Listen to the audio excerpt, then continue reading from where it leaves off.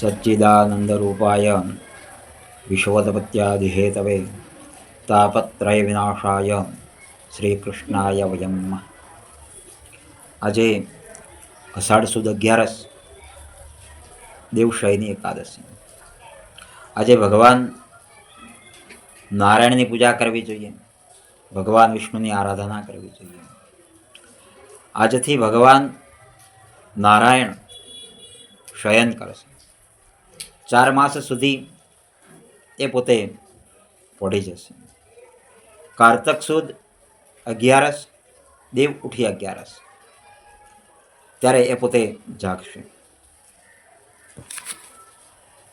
સુપ્તે ત્વયી જગન્નાથે જગત સુપ્તમ ભવેદિદમ વિબુદ્ધે ત્વયી બુદ્ધેત તત્સર્વમ સચરાચરમ। એકાદશીનું વ્રત કરવાથી ધર્મ, અર્થ, કામ અને મોક્ષની પ્રાપ્તિ થાય। નિયમિત વિષ્ણુ સહસ્ત્રનો પાઠ કરવો જોઈએ। ઓમ નમો ભગવતે વાસુદેવાય મંત્રના જાપ કરવા જોઈએ।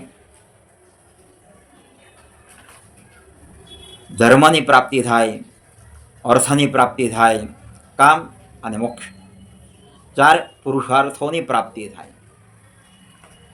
અમારા ગુરુજી પૂજ્ય કૌંડિન્ય ગુરુજી, પૂજ્ય દાદાજી કૃષ્ણશંકર શાસ્ત્રીજી પણ વારંવાર અમને સમજાવતા અને કહેતા, એકાદશ્યામ વિશેષેણ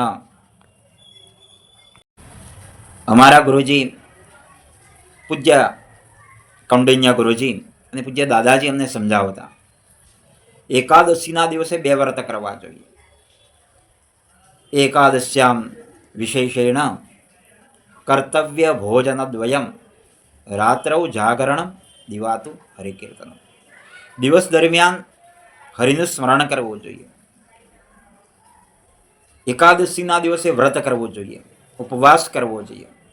ઉપવાસનો અર્થ એવો થાય, ઉપ એટલે નજીક અને વાસ એટલે નિવાસ કરવો, પરમાત્માની નજીક રહેવું। અન્નનો ત્યાગ કરવો જોઈએ।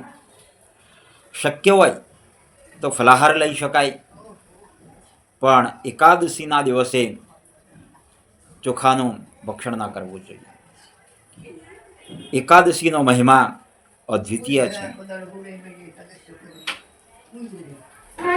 સર્વે ભવન્તુ સુખિનઃ, સર્વે સંતુ નિરામયાઃ, સર્વે ભદ્રાણિ પશ્યન્તુ મા કશ્ચિત દુઃખભાગ ભવેત। ઓમ શાંતિ।